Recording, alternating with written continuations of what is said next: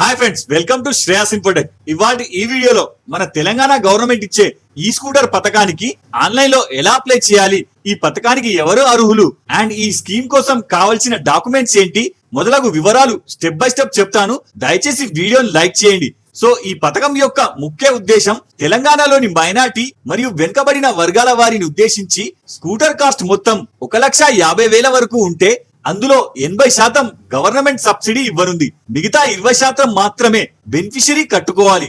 అంటే ఇందులో scooter cost మొత్తం 80% ప్రభుత్వమే భరిస్తుంది. కాబట్టి అతి తక్కువ ఖర్చులో మీకు స్కూటర్ నడపాలనే కోరిక సాకారం కానుంది. సో దీనికోసం అప్లై చేయడానికి మొదటగా మీ ఫోన్ లోని బ్రౌజర్ లో TGOB MMS పోర్టల్ అని టైప్ చేస్తే పైన వెబ్సైట్ చూపిస్తుంది, లేదా దీని డైరెక్ట్ లింక్ డిస్క్రిప్షన్ లో ఉంది, చెక్ చేసుకోవచ్చు. సో సైట్ ఓపెన్ అవ్వగానే మెయిన్ విండో ఓపెన్ అవుతుంది.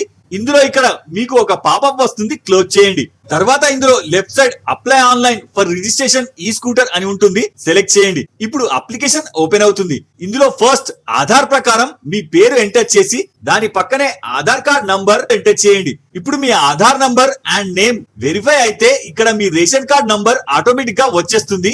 తర్వాత పక్కన మీరు రూరల్ నుంచి అప్లై చేస్తున్నారా లేదా అర్బన్ నుంచి అప్లై చేస్తున్నారా సెలెక్ట్ చేయండి. తర్వాత కింద ఫాదర్ నేమ్ ఎంటర్ చేస్తే పక్కన జెండర్ ఆటోమేటిక్ గా వచ్చేస్తుంది.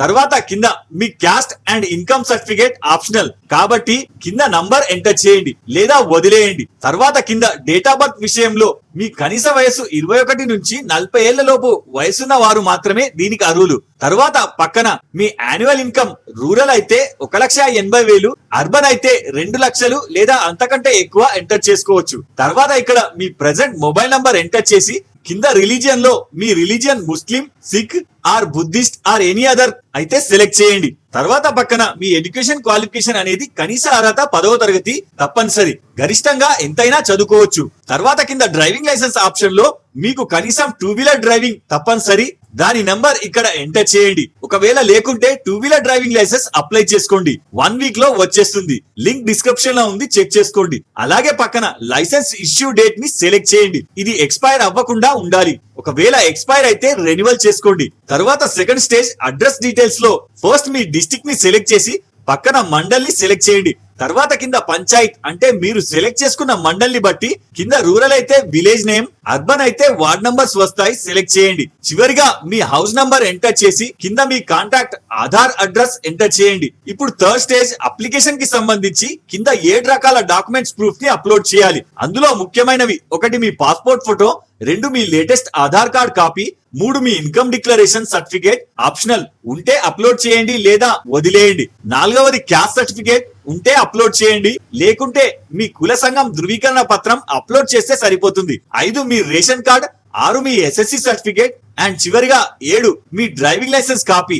ఇవన్నీ JPG లేదా PDF లో బిలో 500 KB లోపు క్రాప్ చేసి అప్లోడ్ చేయండి. తర్వాత ఫోర్త్ స్టేజ్ సెల్ఫ్ డిక్లరేషన్. ఇందులో మీరు ఎంటర్ చేసిన డీటెయిల్స్ ఖచ్చితంగా మీవే అయి ఉండాలి. ఒకవేళ రాంగ్ ఇన్ఫర్మేషన్ ఫిల్ చేస్తే శిక్షకు అర్హులు అని ఉంటుంది, చెక్ చేసుకొని ఈ రెండింటిలో చెక్ పెట్టండి. తర్వాత ఫిఫ్త్ స్టేజ్ డాక్యుమెంట్ ప్రింట్ లో మీరు ఫిల్ చేసిన అప్లికేషన్ ప్రివ్యూ కోసం కింద ప్రివ్యూని సెలెక్ట్ చేస్తే అప్లికేషన్ రిసిప్ట్ జనరేట్ అయి చూపిస్తుంది. వెరిఫై చేసుకొని కింద సబ్మిట్ చేయండి.